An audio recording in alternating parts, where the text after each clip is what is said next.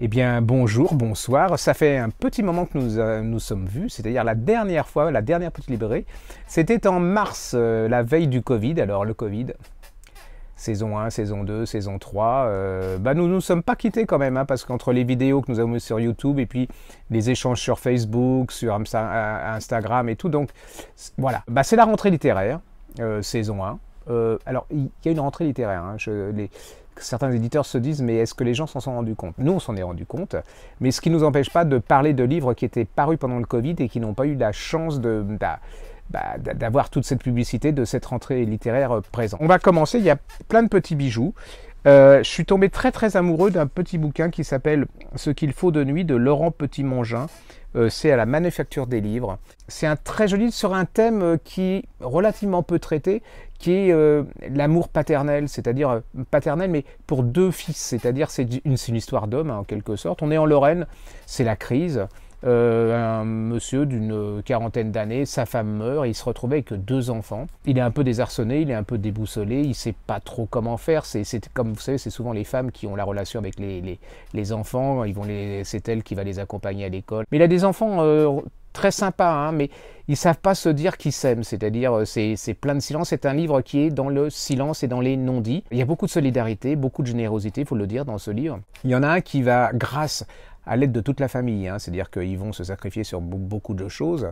Il va réussir, il va aller à Paris dans une grande école. Alors je ne vais pas vous raconter le bouquin. Et puis il y en a un autre qui est beaucoup plus compliqué, qui est l'aîné, et lui ça va très mal se passer. C'est un footeux, hein, donc il adore le foot. Le moyen de se dire qu'on s'aime entre le père et ce fils-là, c'est de l'accompagner chaque dimanche, regarder le match de foot. Le problème, c'est qu'on est en Lorraine, et en Lorraine, il y a une très grande tradition de syndicalistes, plutôt de gauche, d'ouvriers et tout, et ce fils, il va plutôt verser dans l'extrême droite. Et c'est l'histoire de ce père, c'est où peut-on aller dans l'amour paternel. Le gars, il dissèque tout ça avec beaucoup de subtilité, de délicatesse. Il n'y a pas le noir, le blanc, voilà, c'est tout en finesse. Qu'est-ce qui va se passer? Il va se passer quelque chose en plus de tragique. Comment va se terminer cet amour entre cet homme et puis son fils? Je vous le laisse le découvrir. C'est vraiment, ne vous dites pas, c'est pas glauque, hein, pas du tout. C'est un très beau message d'amour, ce bouquin. En plus, c'est très bien écrit. Le style est au service de l'histoire, et puis on sent que l'émotion, elle est là au maximum. Ça s'appelle « Ce qu'il faut de nuit » de Laurent Petit-Mongin. C'est chez Manufacture du livre. Eh bien, je vous ai parlé, là, il y a de l'amour paternel, hein, de cet amour qui est fait de silence, de non-dit, on ne se parle pas beaucoup souvent entre hommes. Hein. Quoique ça tendance à changer avec les nouvelles générations où les pères sont beaucoup plus proches de leurs fils. Et là, alors c'est un pur diamant aussi, hein, c'est comme, voilà, celui sur le père, c'est le Petit Mongin, hein, et celui-là, s'appelle Rosa Dolorosa de Caroline Dorca Fenech, je crois qu'on dit Fenech, c'est aux éditions La Martinière, et c'est absolument aussi magnifique le précédent, mais là, c'est où peut aller l'amour d'une mère, jusqu'où y a-t-il des limites? Alors on est à Nice, elle est toute seule avec son fils, il est déjà âgé, hein, elle a une situation un peu précaire jusque-là, et puis ils vont réussir, là ils sont dans les projets, ils vont ouvrir un hôtel, elle va l'ouvrir avec son fils, tout va bien, ils sont très heureux, lui il s'occupe d'un petit garçon, voilà, il aime faire du sport, tout va bien. Et puis un matin, on cogne à sa porte, et c'est les gendarmes, c'est la police, qui viennent arrêter son fils. Pourquoi? Parce qu'il est accusé d'avoir assassiné un petit garçon. Ce petit garçon, justement, qu'il allait promener, dont il s'occupait pendant les vacances. Elle a une force pour disséquer l'âme féminine, et c'est absolument incroyable. C'est-à-dire que vous êtes cette mère, c'est-à-dire qu'elle est là, elle dit c'est pas possible, il est innocent, donc elle se bat, elle va tout faire. Le fils, il est complètement abasourdi. Et puis vous allez voir le cheminement, c'est-à-dire qu'après vient le doute, et puis elle se dit non, c'est pas possible, je suis une mère indigne, et puis elle revient, elle est sûre de son innocence. Donc c'est tout ce chemin de cette femme. Alors contrairement au père, ils se parlent beaucoup entre la mère et le fils, mais est-ce qu'ils se disent vraiment la vérité? Est-ce qu'il dit vraiment à sa mère voilà. Puis on retrouve le gamin qui a 25 ans, qui revient petit enfant, comme souvent sont les fils, hein, quand on est près de sa mère, on redevient le petit garçon. C'est le cheminement de cette femme, avec une fin... vous le garderez dans un coin de votre cerveau très très très longtemps. Jusqu'où une mère peut-elle aimer son fils? C'est jamais glauque, c'est tout en subtilité, c'est tout en finesse, on s'y retrouve tous, parce que là c'est une mère, mais ce qui va lui arriver, ça peut très bien arriver à un père. Hein. C'est un des plus beaux romans de la rentrée. Moi, c'est un des romans qui m'a beaucoup touché. C'est tout fin, hein. C'est pas très épais. Elle écrit merveilleusement bien. Le style est vraiment encore, c'est ce que j'aime. C'est-à-dire que le style est au service de l'histoire. Ne loupez pas ce bouquin parce que c'est vraiment un des petits joyaux de cette rentrée. Ça s'appelle Rosa Dolorosa de Caroline Dorca-Fenech et c'est aux éditions La Martinière. Rencontre avec une jeune auteure prometteuse dont le premier roman, Des poignards dans les sourires, est sorti récemment en format poche aux éditions Pocket. Cécile Cabanach a répondu à nos questions à l'occasion de la sortie de Requiem pour un diamant. Pouvez-vous pitcher Requiem pour un diamant ? Un homme est retrouvé sauvagement assassiné dans son appartement de Versailles. C'était un joaillier réputé dont l'épouse a mystérieusement disparu. Virginie Sevran et Pierre Biolay vont débuter une enquête qui va assez rapidement mettre en doute l'honorabilité du joaillier, qui s'était depuis peu acoquiné avec le milieu des trafiquants de pierres. De Moscou à Paris en passant par Anvers, on va découvrir les multiples facettes de ce meurtre sanglant. Peut-on dire que Requiem pour un diamant est la suite de votre premier livre ? Requiem pour un diamant n'est pas un tome 2, ce n'est pas une suite directe des Poignards dans les sourires, même si on y retrouve les mêmes héros. Ce sont des personnages auxquels je me suis attachée et j'ai eu envie de les situer dans une autre ambiance, à une époque plus contemporaine. Mais on peut tout à fait débuter la lecture par Requiem pour un diamant et suivre avec Des Poignards dans les sourires pour comprendre un peu la genèse de la complicité de ces deux personnages.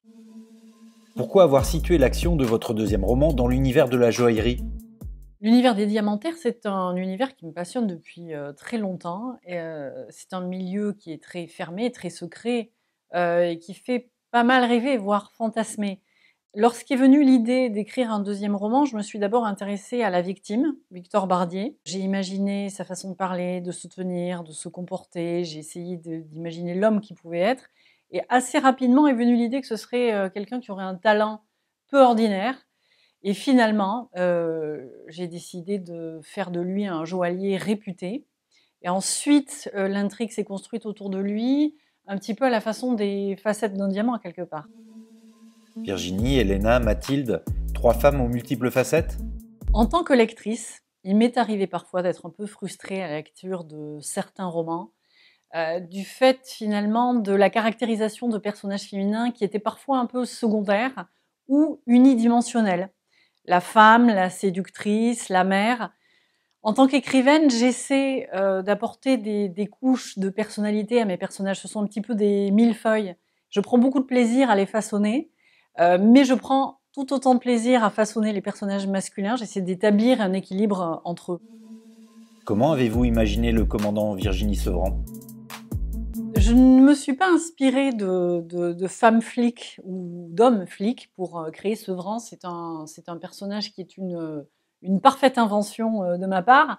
Ce qui est important pour moi quand j'ai créé le personnage de Virginie Sevran, c'était que ce soit une femme forte, chef de groupe si possible, avec des responsabilités, mais je la voulais aussi pleine de doutes et de fragilité, mais qu'elle tient quand même à garder secrète et qu'elle ne révèle qu'à certaines personnes. Je pense que Sevran, elle a un vrai talent en fait pour permettre à ses collègues, à ses équipiers d'exprimer leur individualité. Elle a une forme d'autorité, mais sans être jamais écrasante. Et je pense que ça favorise justement la résolution des enquêtes au sein de son équipe. Vos personnages voyagent beaucoup. Il y avait chez vous un besoin d'évasion ? Je pense que j'avais besoin de changer de braquet. D'une manière générale, je n'aime pas être là où on m'attend. On avait beaucoup souligné l'ambiance chabrolienne du premier roman qui se déroule dans un huis clos familial en Auvergne. J'ai eu tout simplement envie de changer complètement d'univers, donc j'ai créé une intrigue un peu plus internationale. Virginie Sevran et Pierre Biolay se retrouvent au DRPJ de Versailles. Donc cette ambiance influe évidemment sur les personnages qui vont se conduire différemment, et je pense que ça va aussi avoir un effet sur le rythme du roman qui est finalement très différent du premier. Retrouvera-t-on vos personnages dans un prochain roman ?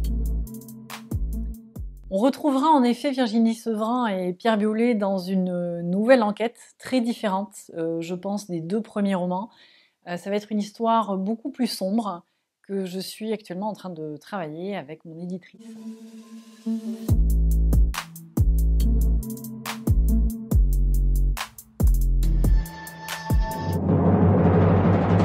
Et là, c'est une bombe, c'est dévastateur, vous en prenez plein la tête, c'est psychologiquement hyper bien fichu aussi, hein, mais là c'est complètement autre chose, c'est de Cheryl Della Pietra, ça s'appelle Gonzo Girl, et c'est chez Stéphane Marsan. Alors là, les enfants, accrochez vos ceintures, c'est l'histoire d'une jeune femme hein, qui aime l'écriture et tout, mais qui fait plein de boulot.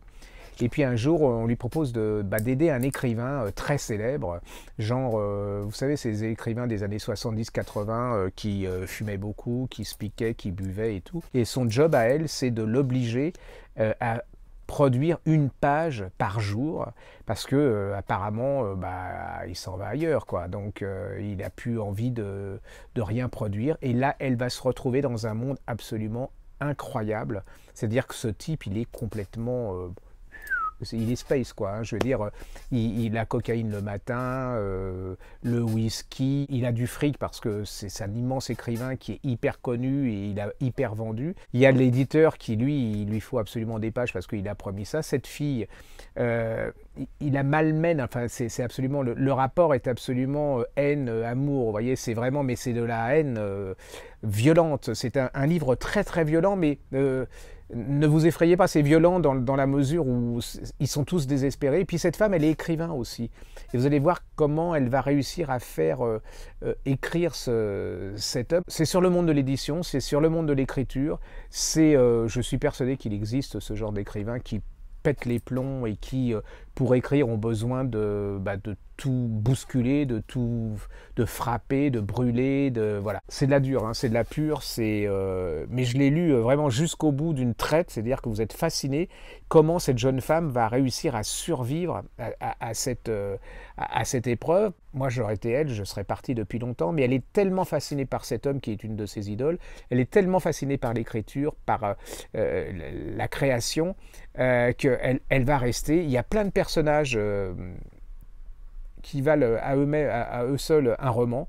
C'est vraiment les États-Unis, parce que c'est vraiment très américain dans le genre, la dope, tout ça. Vous voyez, en France, ça existe peut-être, mais là, c'est du méga, voilà. Ça s'appelle Gonzo Girl de Cheryl Della Pietra. C'est chez Stéphane Marsan, c'est très très dur d'en parler, parce que si je vous dis que c'est vraiment dur, vous allez dire, oh là là, j'ai peur. Et puis, c'est pas du tout ça. C'est-à-dire que c'est violent par une force, par la force de l'histoire, par les caractères des personnages, mais vous résistez pas. C'est vraiment comme une drogue, hein. C'est-à-dire que vous commencez et vous lâchez pas, puis vous êtes tellement pris par cette jeune femme, vous dites comment elle va s'en tirer. Et puis cet homme, il est tellement immonde que vous dites il ne peut pas être aussi immonde, et vous allez découvrir qu'effectivement, il n'est peut-être pas aussi immonde, et que, voilà, allez-y, c'est un incontournable.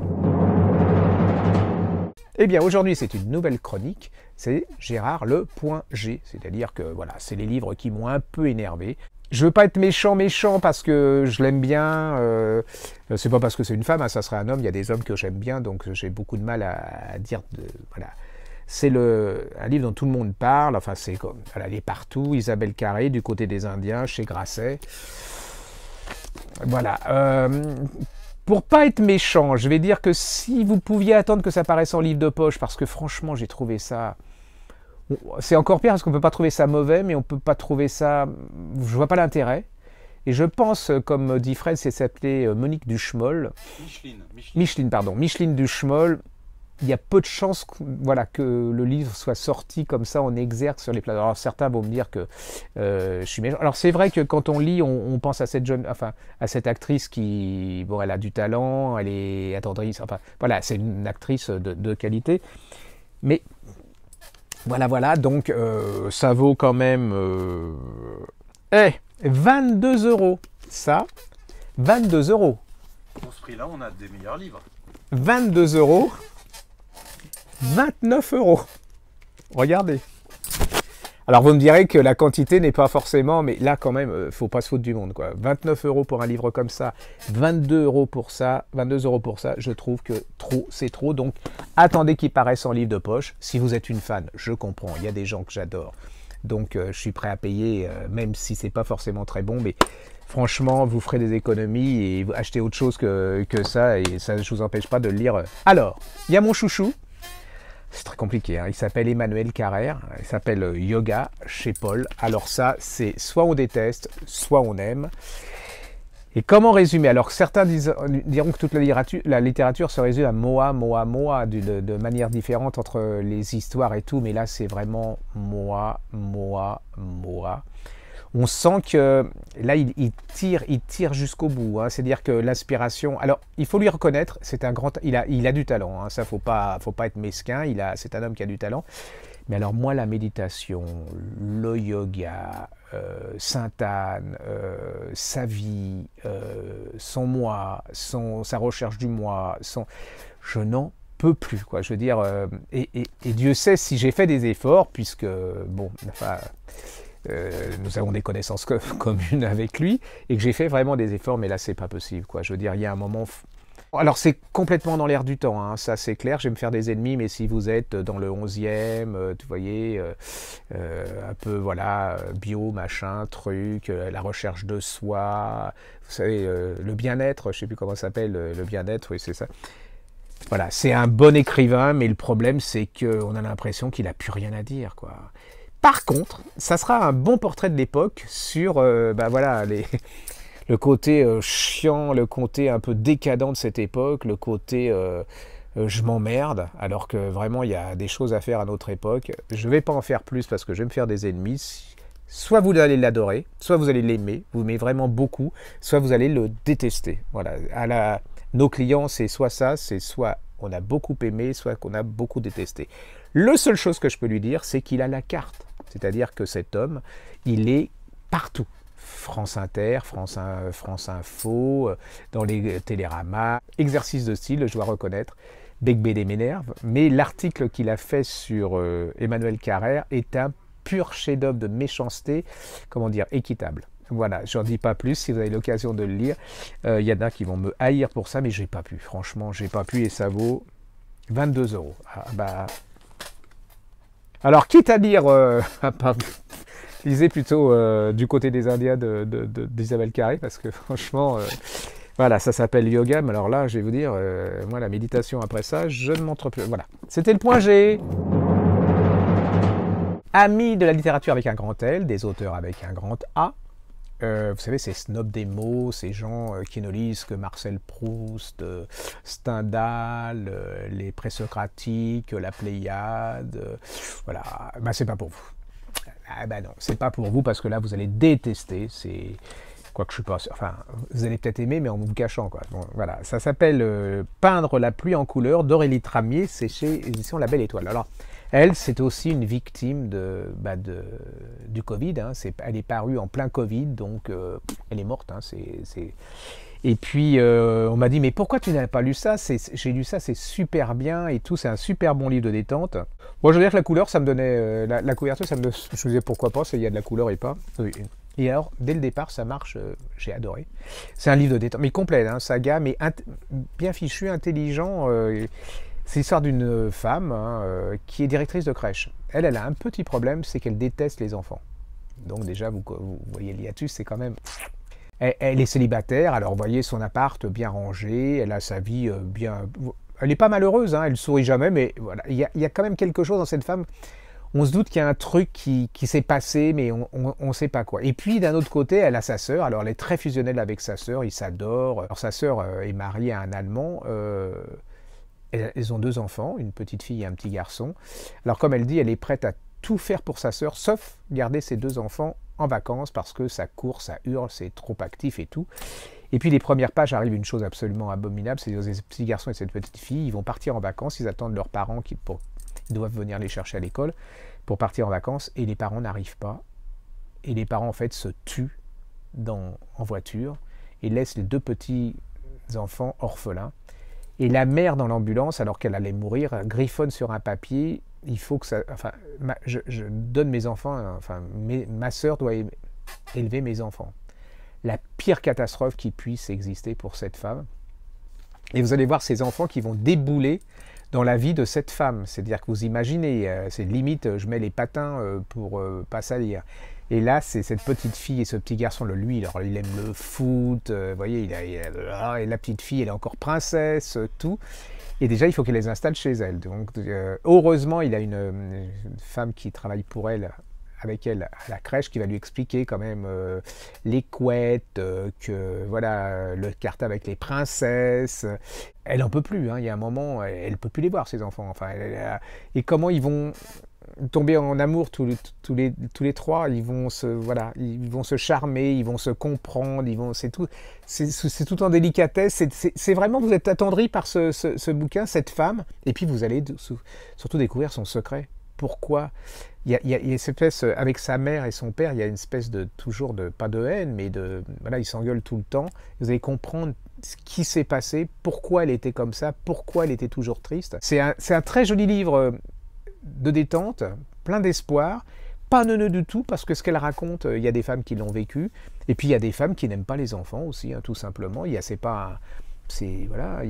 femmes qui n'ont pas envie d'avoir d'enfants, il y a des pères des hommes qui n'ont pas envie d'avoir des enfants, et tout. Il n'y a rien d'immoral là-dedans, c'est leur choix.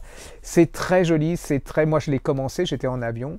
J'aurais souhaité que l'avion il continue, je sais, je pollue, voilà, et je sais, puis à Noël j'aurais un sapin mort, un arbre mort, mais c'est pas grave, et puis j'irai regarder le Tour de France à Vachy dans mon canapé, mais j'en ai rien à foutre, donc, eh bien, j'aurais adoré que mon avion il reste encore plus longtemps, parce que j'étais complètement pris dans cette histoire, j'ai adoré, c'est de la tendresse, c'est un bon moment. Alors, aidez-la, parce que ça mérite, vous voyez, quand on voit, je me suis bien mieux pris plus de plaisir à lire ça que le dernier Isabelle Carré, vous voyez, donc ça s'appelle Peint dans la pluie en couleur, c'est La Belle Étoile, c'est Aurélie Tramier, c'est exactement ça, elle peint la pluie en couleur, c'est un des meilleurs romans de détente que j'ai lu depuis longtemps, voilà. Eh bien, merci et au revoir. Merci d'être là, hein, parce que franchement, c'est pas évident. J'espère que ça vous a pas trop énervé, mon siège qui bouge beaucoup. Moi aussi, ça m'a énervé. Oui, mais ça, c'est pas grave. On se retrouve bientôt sur... Alors, Fred. Sud Radio. Ouais, avec Valérie Expert. Tous les vendredis matins, à 10h40. Alors, le magazine de la santé avec Marina Carrère d'Encausse, bien sûr, à sur France 5, 13h. 13h40. Voilà. Alors, aussi à mon petit chouchou sur Sani F7, là. Sanef 107.7. Sanef 107.7. C'est l'autoroute, moi qui n'ai pas de permis. Voilà, c'est plusieurs fois par semaine, même par jour. Donc, ceux qui m'aiment pas, vous partez, vous faites du vélo. Et puis, il y a les pages YouTube, il y a... D'ailleurs, abonnez-vous. Ah oui, il faut absolument... On a dépassé les 12 000. C'est incroyable, incroyable, surtout qu'il n'y a rien dedans. Alors, non, je plaisante. Abonnez-vous. 5000 vidéos. Et vous vous rendez compte, 5000 vidéos, c'est un concentré de talent. Et puis, je serais vraiment très content qu'on se revoie la prochaine fois. En plus de cette saison de prix littéraire, eh bien, on va vous faire plein de petites vidéos. En plus, il y aura aussi alors une nouveauté, c'est-à-dire qu'il y aura une petite librairie BD manga, avec les deux Luberlus, Jean et Thomas. Et vous allez voir, ça va pas être piqué des verres.